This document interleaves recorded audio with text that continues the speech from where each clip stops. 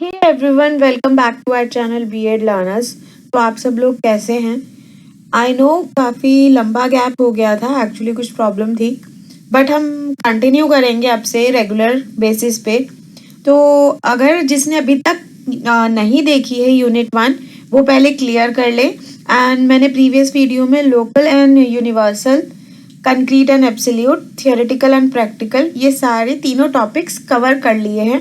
तो आज हम इस टॉपिक में बात करेंगे contextual and textual and school and out of school में क्या डिफरेंस है, इसका मतलब क्या होता है और ये किस तरीके से आपसे पूछा जा सकता है, आपको किस तरीके से लिखना है एग्जाम में। अगर ये नोट फॉर्म में आएगा 16 मार्क्स का आएगा तो किस तरह लिखना है, डिफरेंस पूछेंगे आपसे तो आपको किस तरह लिखना है, मैं इसी वीडियो में कवर करूंगी। तो जिसने अब तक मेरे चैनल को सब्सक्राइब नहीं किया फटाफट से कर लो और बेल आइकन को प्रेस जरूर कर देना, जिससे आपको मेरी डेली नोटिफिकेशंस मिलती रहेंगी। ठीक है, तो चलिए हम स्टार्ट करते हैं। देखिए, पहला टॉपिक है what is contextual learning. Contextual learning होता क्या है? इसमें क्या होता है, contextual learning take place when students are able to construct meaning based on their experience. इसमें अपने एक्सपीरियंस के बेस पे जब हम कोई भी चीज को डेवलप करते हैं उसको हम कहते हैं, कंस्ट्रक्ट करते हैं उसको हम कंटेक्चुअल लर्निंग कहते हैं। हमने उसको अपने एक्सपीरियंस पे गेन किया है, किसी ने हमें समझाया नहीं है, किसी ने हमें गाइड नहीं किया है, किसी ने हमें बताया नहीं है कि आप ऐसे करो, बट जो हमने एक्सपीरियंस लिया उसके अकॉर्डिंग हमने उस नॉलेज को कंस्ट्रक्ट किया और अपने माइंड में सेट किया कि इस चीज़ से ऐसा होता है, ये चीज़ करने से ऐसा होता है, उसे हम कंटेक्चुअल लर्निंग कहते हैं। ठीक है, नेक्स्ट देखते हैं व्हाट इज टेक्सचुअल लर्निंग। देखिए, टेक्स्ट से पता चल रहा है, नॉर्मल आजकल हर कोई मैसेज करता है तो टेक्स्ट ही बोलता है कि टेक्स्ट छोड़ दो या टेक्स्ट कर दो, तो उसका मतलब यही होता है जिसमें लिखते हैं। Textual learning take place when we gain knowledge by reading a text. जब हम कोई चीज लिख रहे हैं, कोई चीज पढ़ रहे हैं, उसे हम कहते हैं टेक्सचुअल लर्निंग। तो जितना हमने बुक्स पढ़ी है वो टेक्सचुअल लर्निंग है, जितना हम खुद से समझे हैं वो कंटेक्चुअल लर्निंग है। हम इस वीडियो में मैं आपके लिए बहुत इजी लैंग्वेज में करके ला रही हूँ, जिससे कि आपको रोट मेथड यूज ना करना पड़े, रट्टा ना मारना पड़े, आपको पढ़ते ही माइंड में सेट हो जाए कि मुझे इसका इस तरीके से मतलब लिखना है। अगर कोई भी चीज डाउट में है, कोई भी चीज नहीं समझ आ रही है, मुझे कमेंट सेक्शन में जरूर बताना। देखिए, अब इसका डिफरेंस देख लेते हैं। Contextual learning is based on constructive theory. जैसा कि मैंने आपको बताया, कंस्ट्रक्टिविस्ट थ्योरी मैंने आपको भी प्रीवियस में पढ़ाया था वीडियो में। जिसने नहीं पढ़ा है मैं डिस्क्रिप्शन में लिंक दे दूंगी, वहां से चेकआउट कर लेना। इसका मतलब होता है construction is based on constructivity theory. ये पूरी की पूरी कंस्ट्रक्टिविस्ट थ्योरी पे ही डिपेंड करती है। Textual learning is based on theoretical knowledge. Theoretical knowledge पे ही डिपेंड होता है टेक्सचुअल नॉलेज, मतलब लिखने वाली जो थ्योरी होती है, लिखने वाले को हम क्या कहते हैं, theory. In textual learning teaching and learning occurs in multiple context. इसमें क्या होता है, हमें बहुत सारे डिफरेंट मेथड्स मिल जाते हैं पढ़ाने के, किस तरीके से लर्न करना है, हमें बहुत सारे सोर्सेज होते हैं। हम कुछ भी तरीके से, काफ़ी टाइम पहले स्मार्ट क्लासेस चल गया था, आजकल इन ट्रेंड में है कि बच्चों को किस तरीके से डिफरेंट चीज़ें दिखाकर करना है। उन्हें सिर्फ हम बोल के लिख के समझा देते हैं, वो चीज़ नहीं, उनको प्रॉपर एक प्रेजेंटेबल फॉर्म में उसको प्रेजेंट कर रहे हैं, उसमें आता है ये। In textual learning both teaching learning is based on reading text. Reading text में टेक्सचुअल लर्निंग आता है। Context learning is child based at is provide learning in context in which children are interested। ये basically ना बच्चों के उसमें use आता है। जैसे मैंने आपको भी एग्जांपल दिया अबव में सेकंड पॉइंट में कि एक प्रेजेंटेबल मैनर में जब हम कोई चीज़ दिखा रहे हैं, बच्चे को समझा रहे हैं कि ये ऐसा है, इसको हम ऐसा बोलेंगे, ये इस तरीके से, जिसमें बच्चे और उनकी अपनी एब्स्ट्रैक्ट नॉलेज लगाते हैं, अपने आइडियाज़ लगाते हैं, इमेजिनेशन लगाते हैं, तो वो वहाँ पे उसको इंटरेस्ट बनाता है बच्चों का, तो उसको हम कॉन्टेक्चुअल लर्निंग बोलते हैं। Textual learning is purely based on text. ये पूरी तरीके से थियोरेटिकल होती है, टेक्सचुअल होती है, रीडिंग के बेस पे ही मैटर करती है textual learning. In contextual learning students are actively engage. इसमें अच्छे से हर एक स्टूडेंट एंगेज होता है, उसमें जिस तरीके से प्रेजेंट हो रहा है, अपनी एब्स्ट्रैक्ट नॉलेज लगा रहा है, तो उसमें वो एंगेज हो रहा है फिजिकली भी और मेंटली भी। Textual learning can sometime uninteresting. ये बहुत कुछ टाइम पे टेक्सचुअल लर्निंग क्या होता है, कुछ टाइम पे अनइंटरेस्टिंग हो जाती है, जब पढ़ने का मन नहीं करता, बोरियत होती है, कहते हैं ना बोर हो रहे हैं, तो वहां पे वो अनइंटरेस्ट हो जाता है उसका, बच्चे का। In it student learn from each other. In this हम जो बच्चे होते हैं एक दूसरे से सीखते हैं, अपने एब्स्ट्रैक्ट नॉलेज मतलब आइडियाज को लगा रहे हैं, इमेजिनेशन को लगा रहे हैं, तो वो एक दूसरे से सीख रहे हैं, थॉट्स को अपने इंटरचेंज कर रहे हैं, तो वहां पे एक दूसरे से सीखते हैं। In this students desire to read something increase and also motivate to compose and express idea in textual form।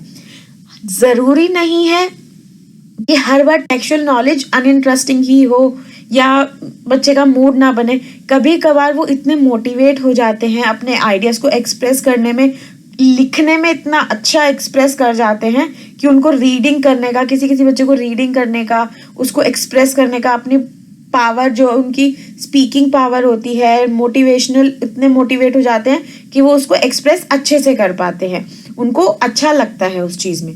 तो ज़रूरी नहीं है टेक्सचुअल लर्निंग अनइंटरेस्टिंग ही हो। Learning is assessed in different ways.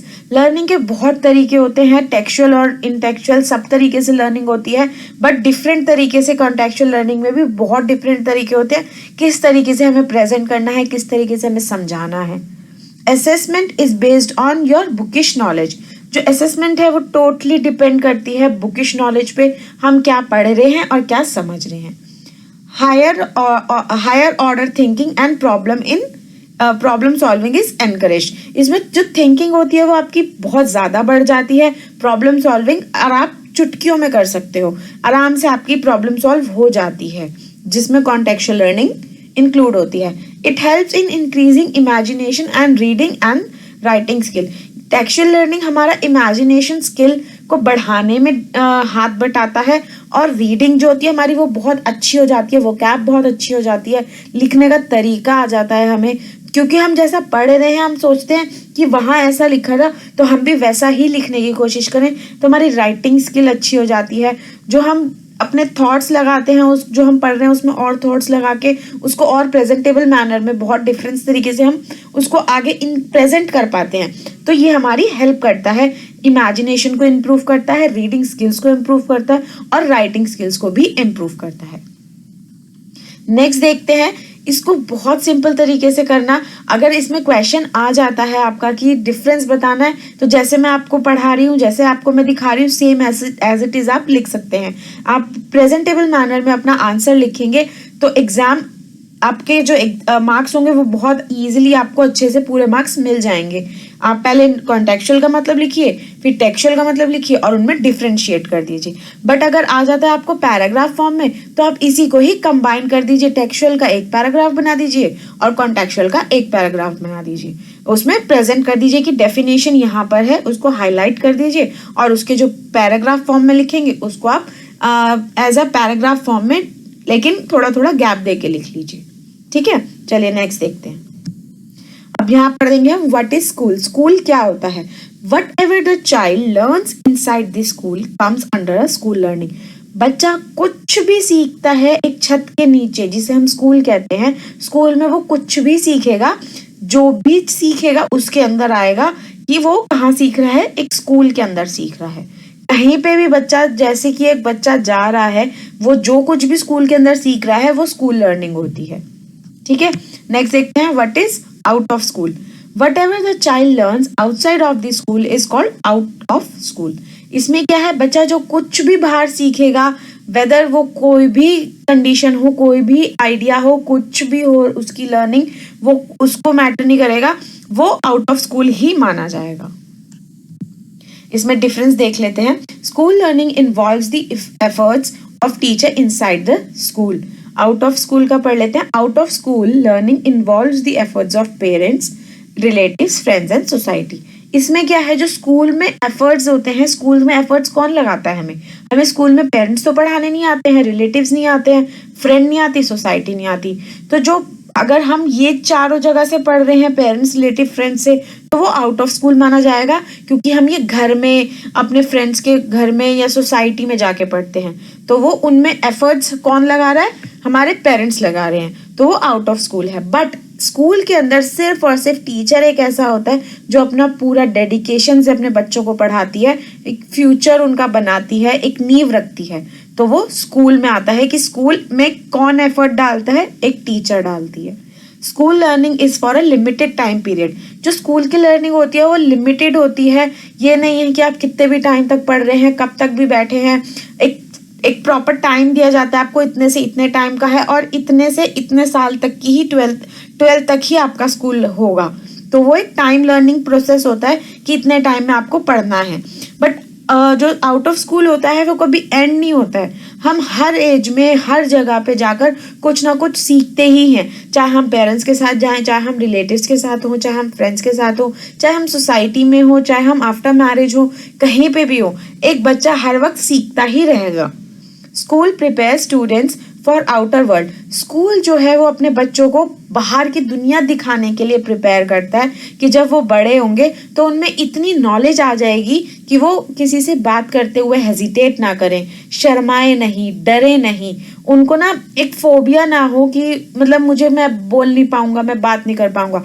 तो एक स्कूल ऐसी जगह है जहां हम ये सब अपना निकाल देते हैं। किस तरीके से, जैसे हमारे डिबेट्स होते हैं, कॉम्पिटिशन्स होते हैं, टूर्नामेंट्स होते हैं, हमारा एनुअल प्रोग्राम्स होते हैं, वो चीज़ उसमें हम अपनी सारी हेजिटेशन निकाल सकते हैं। Out of school learning prepare child for school. जो बाहर हम सीखते हैं वो स्कूल के लिए सीखते हैं। हमने बाहर स्टार्टिंग से, मान लीजिए बच्चा है, छोटा बेबी है जिसे नर्सरी में जाना है, मम्मा उसकी स्टार्ट हो जाएंगी पहले से ही उसको समझाना, क्यों, उस स्कूल में जाके अच्छे से ग्रैब कर पाए, अच्छे से समझ पाए। तो हर चीज़ जो हम सीख रहे हैं वो स्कूल में जाने के लिए उससे पहले सीख रहे हैं, प्रिपेयर कर रहे हैं अपने आप को। School is a formal agency of education. एकमात्र स्कूल ही ऑप्शन है जहाँ पे हमें एजुकेशन मिल सकती है। स्कूल के नीचे रह के हम, स्कूल के अंदर रह के हम अपनी पूरी एजुकेशन कवर करते हैं। होम और family gives the informal education. हमें अपने घर से और फैमिली से इनफॉर्मल एजुकेशन मिलती है। किस तरह से बैठना है, किस तरीके से बात करनी है, क्या मैनर्स हैं, वो हमें स्कूल भी सिखाता है और आउट ऑफ स्कूल भी सिखाते हैं। बट स्कूल में एक प्रोसेस होता है सीखने का, जबकि हमें जो हमारी मम्मा है, जो हमारी फैमिली है, जो हमारे फादर हैं, जो हमारी सोसाइटी है, वो अलग तरीके से हमें सिखाती है कि हमें मैनर्स जिस तरह से आती हैं, किस तरीके से अपने बड़ों से बात करनी है, हमें वो चीज़ एक फॉर्मल वे, इनफॉर्मल वे में सिखाई जाती है। ठीक है, आज के लिए इतना ही। अगर कोई भी डाउट हो तो मुझे कमेंट्स में ज़रूर बताना, और इस वीडियो को लाइक ज़रूर करना, पसंद आई हो तो शेयर ज़रूर करना अपने दोस्तों के साथ, उनको भी बीएड में हेल्प मिलेगी। हम अपना फर्स्ट ईयर का कोर्स स्टार्ट कर रहे हैं। मैंने आपको प्रीवियस नॉलेज भी दी थी, 31 तक ही है वो ऑफर। जिसने अभी तक एनरोल नहीं कराया फटाफट से करा लेना। तब तक के लिए bye bye, take care, stay home, stay safe.